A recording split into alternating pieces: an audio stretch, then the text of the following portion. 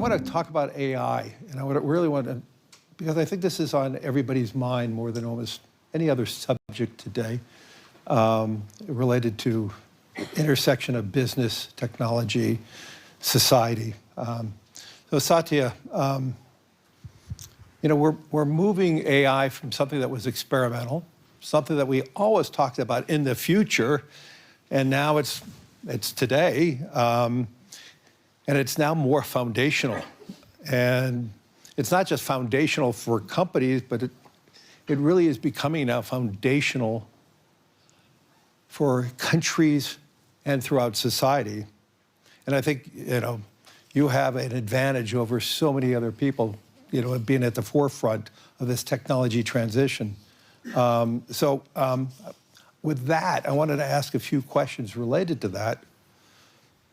You have described that AI is a platform shift. And what does that mean, question one? Where do you see that shift going in the next few years? And importantly, the third part of my question would be fast forwarding a few years, 5 years. What's going to seem obvious in hindsight that feels less clear today?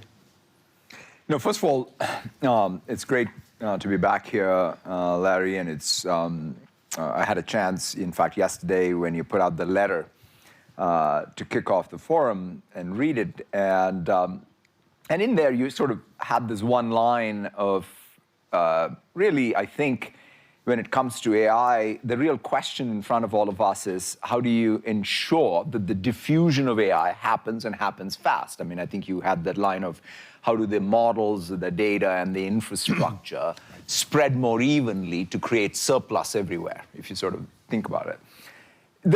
The way I come at this is not that this has always been the arc of computation, right? You can sort of take it in the last 30 years or the last 70 years. It's always been about, can you digitize artifacts about people, places, and things, and then build analytical and predictive power, right? That's what the mainframes did.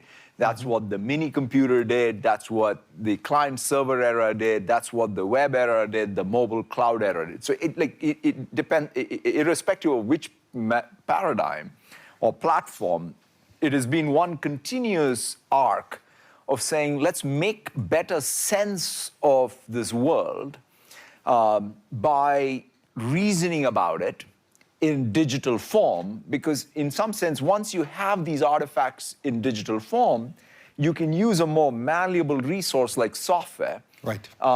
Which doesn't have the same type of, I'll call it marginal cost economics associated with it, that allows us to then build more insight and more capability. And in that context, AI, I would say, is of the same class, at least, like the web or the internet, or mobile or PC or the cloud, and maybe even greater.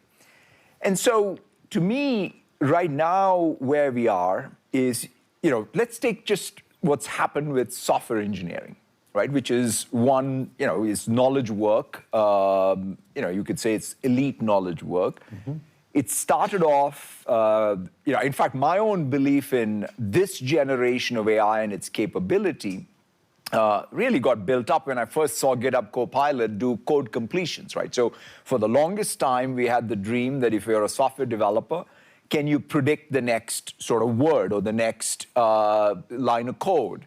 And suddenly it started working with these models. Then you said, okay, if I can do that, then can I actually go and bring back, the flow for a software developer by going to a chat session and asking any question, and it comes back with answers that then you can use in your coding flow, right? So that was the next thing. Then you said, well, if that's working, can I assign it small tasks? That was the agent mode. Now you have complete autonomous agents where you can give it your entire project, right? It can work, 24/7. It can work for 24/7. I mean, it's still, we've got some ways to go for these things to remain coherent long time, but nevertheless, it's getting better and better.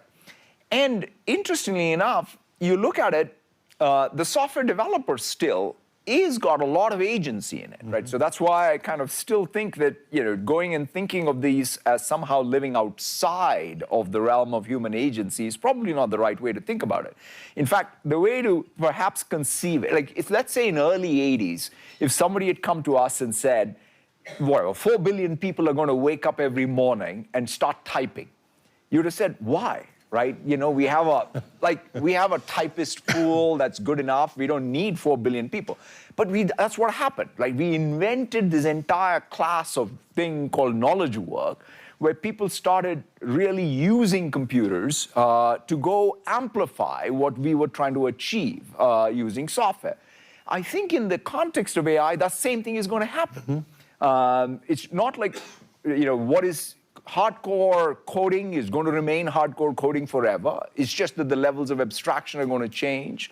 But we also are going to have code as output, just like documents. In fact, one of Bill's things at Microsoft from the day I joined in '92 always was, what's the real difference between a document, a website, and an application, right? It's the lack of sort of software that can transform itself. Interestingly enough, AI finally gives us that, right? Which is I can write a document, I can just say, no, I don't want it as a document, I want it as a website. It'll just transform that document using code into a website. I say, well, I don't like the website, I want an app. It'll write more code to transform it. So that reasoning and reasoning capabilities, that prediction capabilities, that ability to take action, remain long-term coherent, is all improving. And our job, though, is to parlay this. Like take even what you at BlackRock are doing. Right? When you're taking something like, say, Copilot plus Aladdin and bringing those things together to improve the productivity in the firm for the decisions you want to make, right, with your data. I could just tell you at our firm, things that would take 12 hours to compute now takes minutes. For us, processing $14 trillion of other people's money with hundreds of thousands of different mandates, we could do that instantaneous. And that to me, if it wasn't for the technology and AI today, we would not be able to function to the scale that we're operating. That's right. And so to me, that one firm at a time, one country at a time, if we can really take these tokens and bend the curve of productivity, then there is surplus everywhere. And that's really the goal. Well, surplus could be scary too. Does surplus mean fewer workers?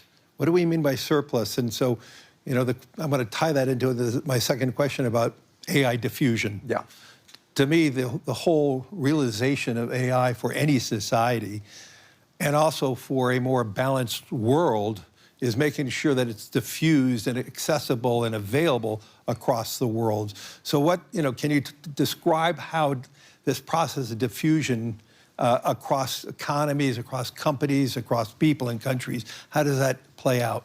Yeah, I think that this is the real question, right? Because one of the things right now, the zeitgeist is a little bit about the admiration for AI in its abstract form or as technology. But I think we as even a global community have to get to a point where we're using this to do something useful that changes the outcomes of people and communities and countries and industries, right? Otherwise, I don't think this makes much sense, right? In fact, I would say we will quickly lose even the social permission to actually take something like energy, which is a scarce resource, and use it to generate these tokens. If these tokens are not improving health outcomes, education outcomes, public sector efficiency, private sector competitiveness across all sectors, small and large, right? And that, to me, is ultimately the goal. So therefore, I think really diffusion is everything. And so the way it happens is, let's sort of unpack this. On the supply side, what needs to happen in each country is the tokens per dollar per watt have to sort of monotonically get more efficient and better. right? So to some degree, even what we are trying to do with the investments the two firms are doing around the world is to just say that, like, let's make sure that the supply is there, which is everything from the chips on down, ultimately to these token factories that get deployed everywhere. By the way, there's not one token factory. This token factory is the first thing that's going to be diffused all around the world. It's just like electricity, right? You just need a ubiquitous grid of energy and tokens that then will power the rest of the economy, right? So that's, I think, one side of it. Then the demand side of this is a little bit like every firm has to start by using it. If I look back even, when the PCs first came out or the personal computing era started, I loved, I think Jobs had a nice metaphor. He called it the bicycle for the mind.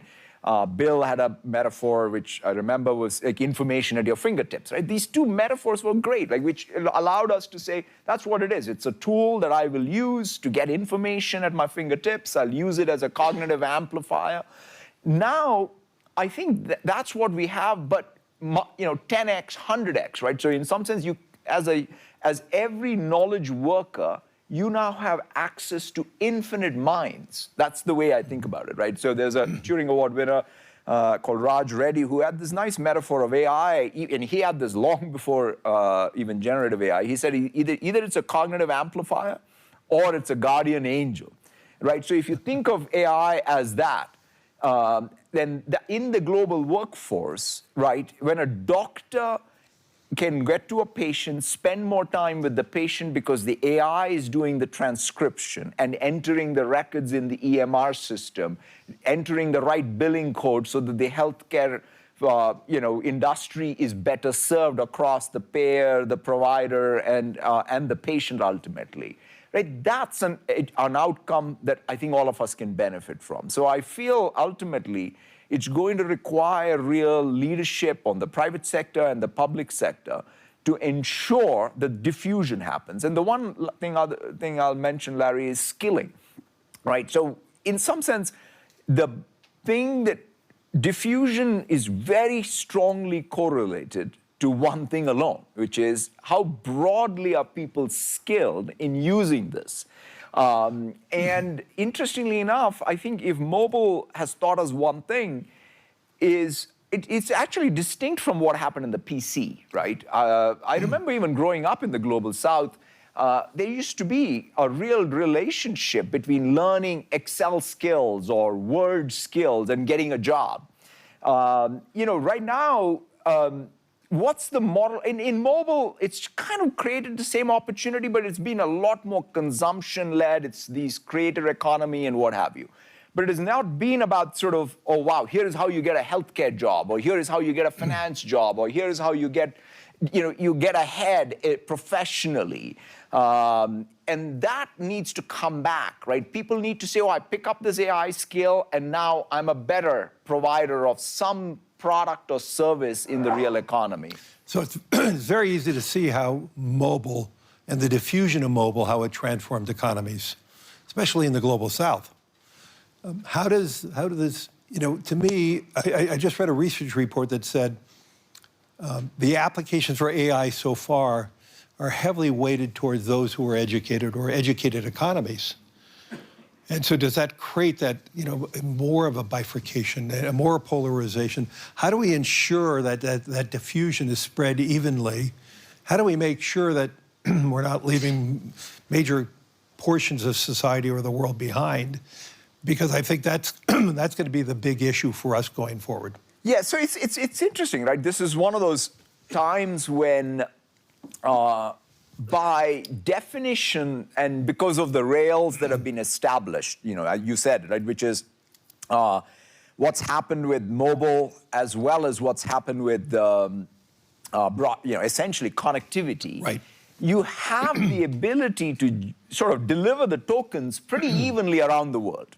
Right. A lot more so than, let's say, the PC era or even the beginning of the mobile era, right? Because it took a long time for even the smartphone in particular to penetrate all of the world. Whereas now, it's not the case, right? These models and their outputs are pretty much available everywhere. And so the question to me is, what's the use cases that make sense, right? So in fact, one of the demos I always go back to, I think this was even in the beginning of 23, was a rural Indian farmer was able to use a bot built on, I think, a very early GPT-3 or 2.5 even, essentially to reason over some farm subsidies that he had heard about in a local language, and had it even in that very early days have it even show some agentic behavior, right? Like, go complete a form for me. So in some sense, it took, it brought back agency to someone who perhaps didn't have that because the technology was so much more accessible. Right.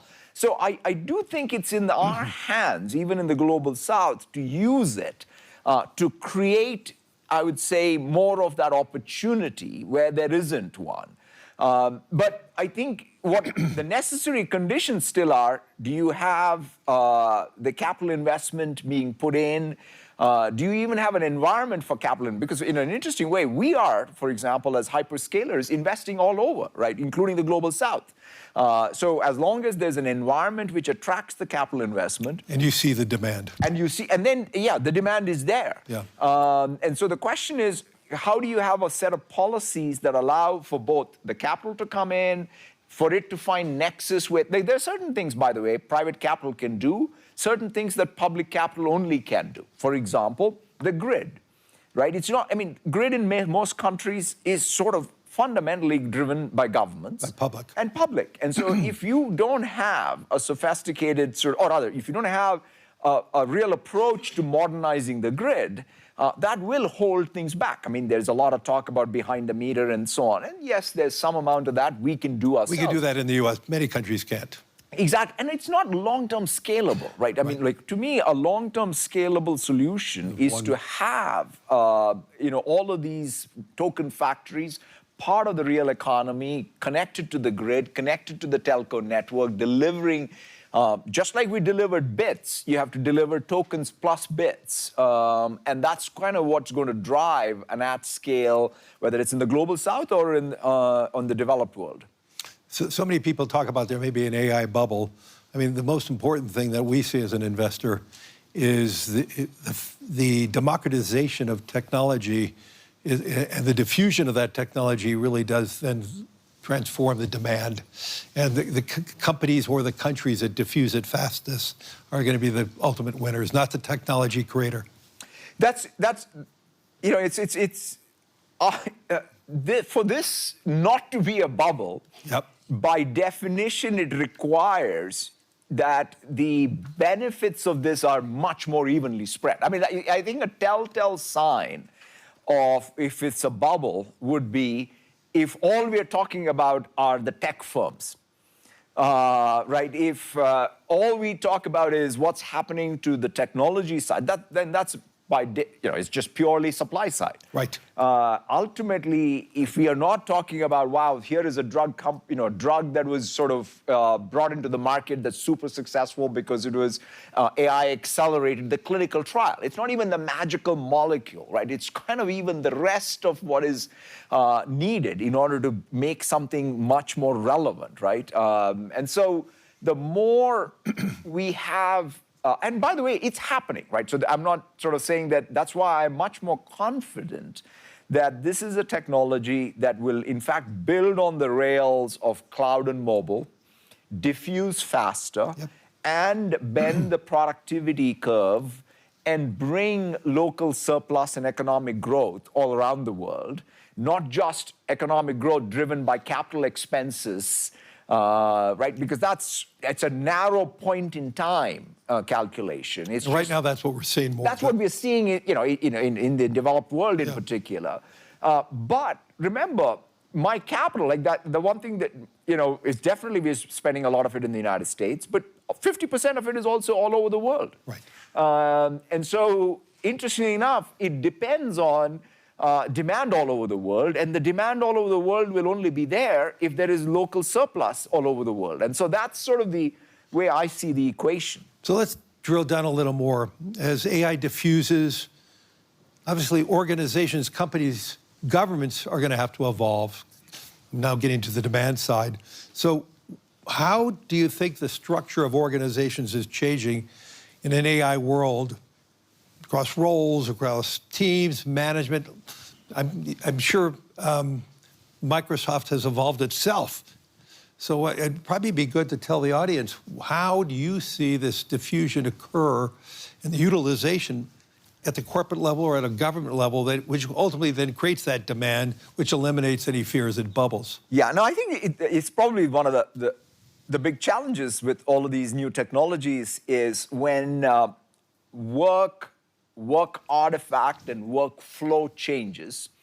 That means we, as firms, have to change how we work. In fact, I remember meeting the CEO of Generali, a few years back, and he was describing, he had joined the firm, pre-PC era, and he was describing how, for example, they worked with their agents in the field with faxes, interoffice memos, and suddenly the PC showed up, and people would then put a spreadsheet in an email and send it around, and the entire workflow and the work process changed. Right? So similarly, I think with AI, you are going to start seeing actual change in how workflow happens, right? I mean, even preparing, in fact, for me, coming to Davos, 50 bilateral meetings I have, preparing for those, had a particular workflow, right? Which is, there is to be, my field team would prepare notes, and that would come to my HQ, and that would get further refined. And nothing had really changed, right? Since I joined in '92 to essentially even a few years back. Whereas now, I just go to Copilot and say, hey, I'm meeting Larry, please give me a brief.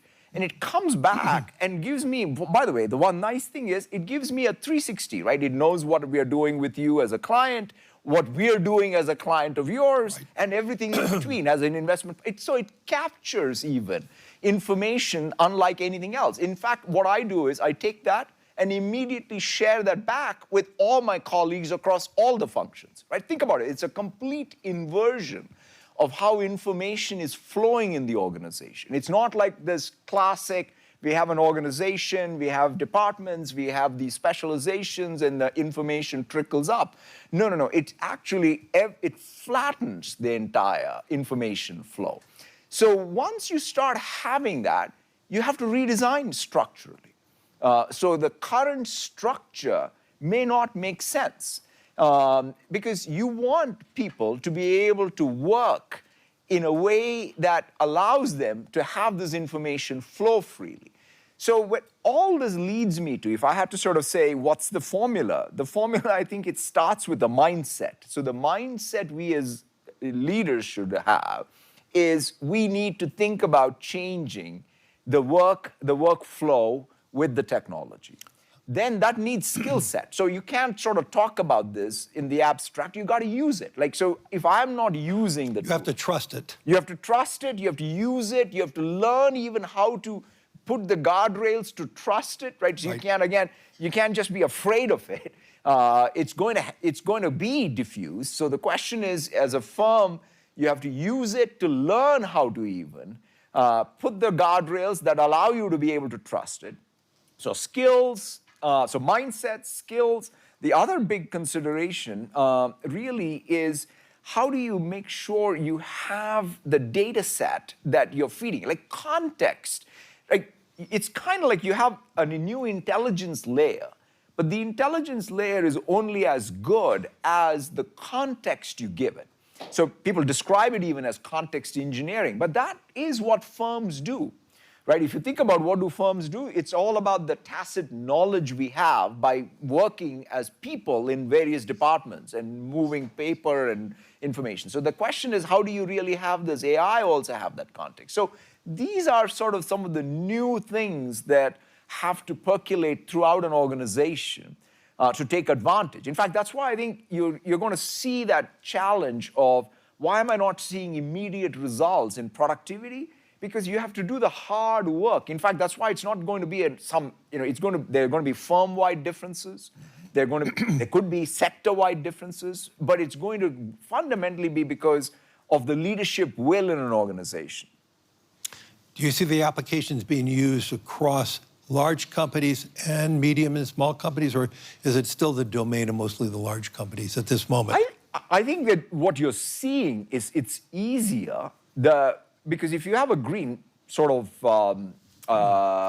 if you start fresh, it's easier to adopt these tools, and you construct your organization knowing that these tools exist. So is it a barbell then? It is a barbell. So small companies that are just starting use that platform. 100%. And I think, in fact, I would say even for large organizations, there's a fundamental challenge, right? Because unless and until your rate of change keeps up with what is possible, you're going to get schooled by someone small being able to achieve scale because of these tools. So, but I think large organizations have an inherent strength. You have the relationships, you have the data, you have know-how. But the bottom line is, if you don't translate that with a new production function, then you really will be stuck. And so, therefore, the change management challenge for large organizations is going to be bigger. The structural challenge for small organizations of how to overcome scale issues is going to be harder. So it's sort of the two sides. In an interesting way, it's going to be a very competitively intense world where neither side, like whether you're a new entrant or an incumbent, can't take it as like I can just coast.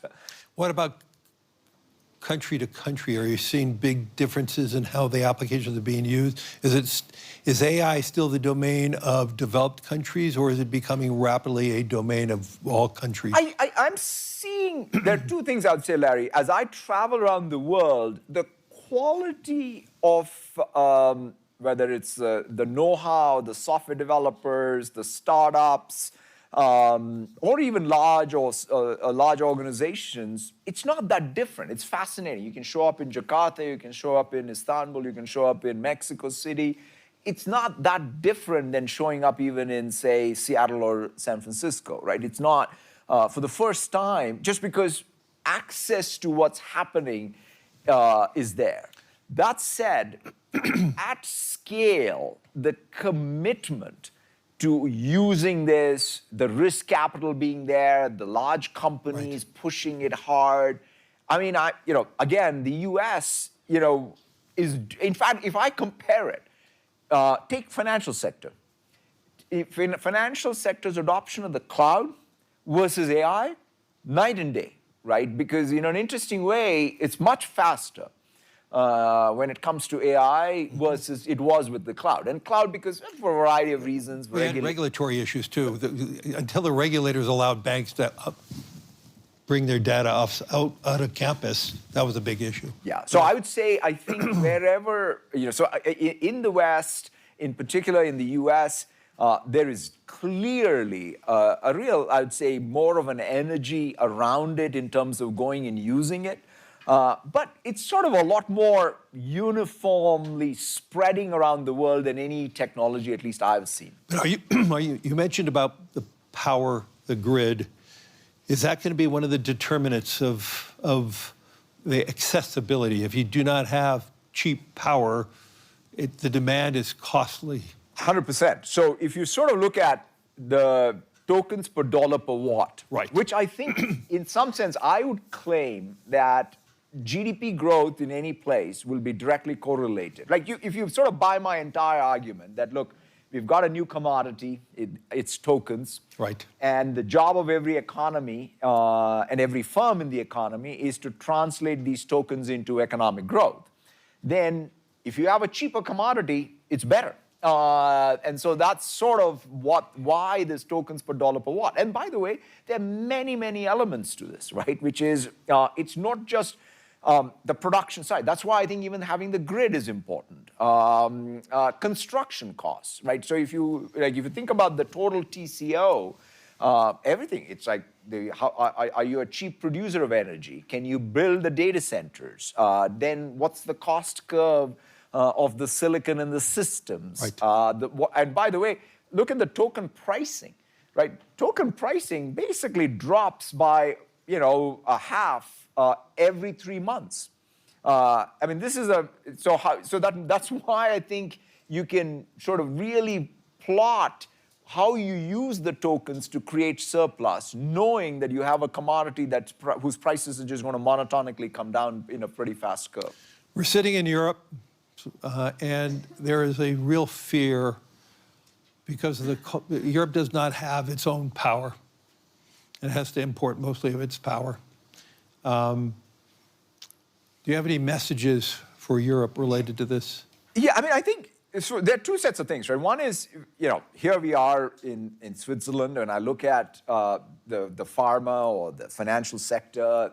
Obviously, they do a big job in this country, as in Europe, but they're also international brands and international operations. So one thing that whenever I think about Europe is the Europeans are producing products and services that actually are going everywhere in the world, and so therefore. European competitiveness is about the competitiveness of their output globally, not just in Europe. I think sometimes when you come to Europe, there's a lot of conversation about just Europe. But European economy thrives and has thrived in the last, 200 years, 300 years. The miracle of the West is fundamentally because of what has happened in Europe, is because they were able to produce things that the world needed. And so I would say that's number one. And in order to do that, again, I go back to the human capital here is just fantastic and world class. You have to absolutely invest in producing, having the energy and the tokens here, which again, you're attracting, like as I said, we are investing and others are investing. The data centers here. So the question is, what's that next generation of output that comes from here, right? I always think about the German Mittelstand. Whenever I go to a jeweler or a dentist in the United States, I'm surrounded by German Mittelstand, right? Yes, totally. It's just unbelievable engineering prowess of that country. And now the question, and by the way, that's the point. They are producing industrial products, which today are built into it, all the intelligence as well. That data, right? So I know whenever we come to Europe, everyone's like, talking about sovereignty and data this, data that. Guess what? Europe actually should be much more concerned about access to their industrial companies, their financial services companies, of data from US and the rest of the world, as opposed to just thinking that somehow by protecting Europe, you're going to be competitive. You are only going to be competitive if the products coming out of Europe are globally competitive. Right. And so that's, I think, what needs to change. I know Europe has led in privacy, that's fantastic, has led in many aspects of even safety around AI and what have you, and that's a feature that's great. But you also have to complement it by building locally and then also thinking globally, what's the contribution this continent will make to the rest of the world, which it has historically been a leader in. A leader. So do you think the whole idea around sovereignty of data, is that being misunderstood? I think that when people talk about sovereignty, first of all, it's very important, clearly. And who owns the data? And in a week like this, it's more important. But that said, you have to kind of think about what does sovereignty mean? Like, for example, in the AI era, the topic that's least talked about, but I feel will be most talked about in this calendar year, will be the sovereignty of a firm. Just imagine, if your firm, you're not able to embed the tacit knowledge of the firm in a set of weights in a model that you control, by definition, you have no sovereignty. That means you're leaking enterprise value to some model company somewhere. In fact, it's sort of fascinating that nobody's talking about that, right? It's like everybody's talking about everything else that is sort of, outside of that. Whereas the most important thing is, it really doesn't matter if in fact, the data center, where it runs, is the least important thing, quite honestly. But like even there, first of all, the data centers are all over just because speed of light is a real constraint. And so therefore, the data centers will be spread. Yes. You will have digital, you'll be able to encrypt everything, you'll be able to have the keys with you. All of these are much more technically solved problems.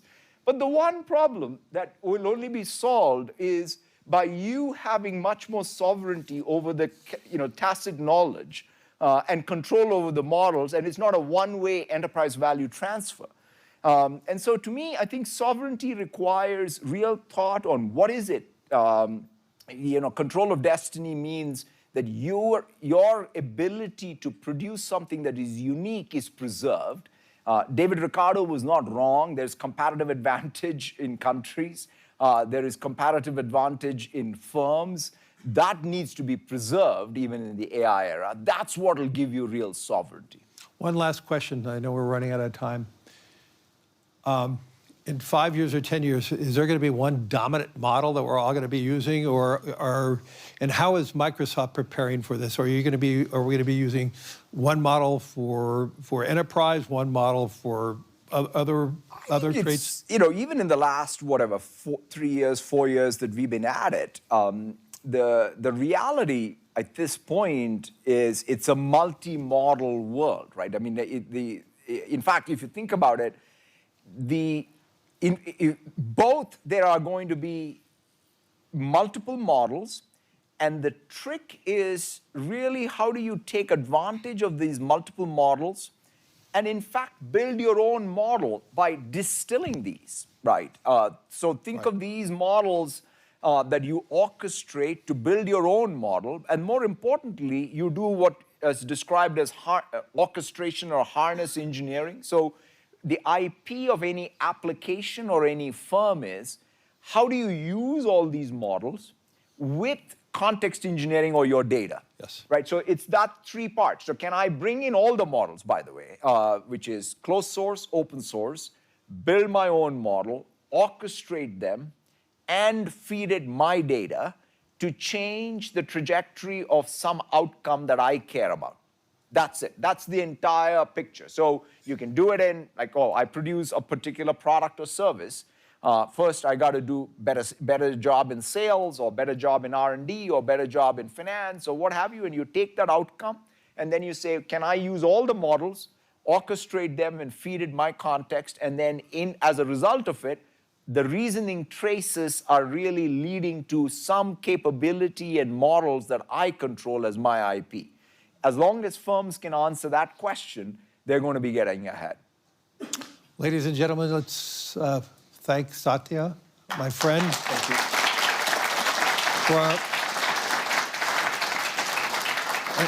And hopefully this is the beginning of many great dialogue and conversations here at the World Economic Forum. Thank you, everyone. Thank you.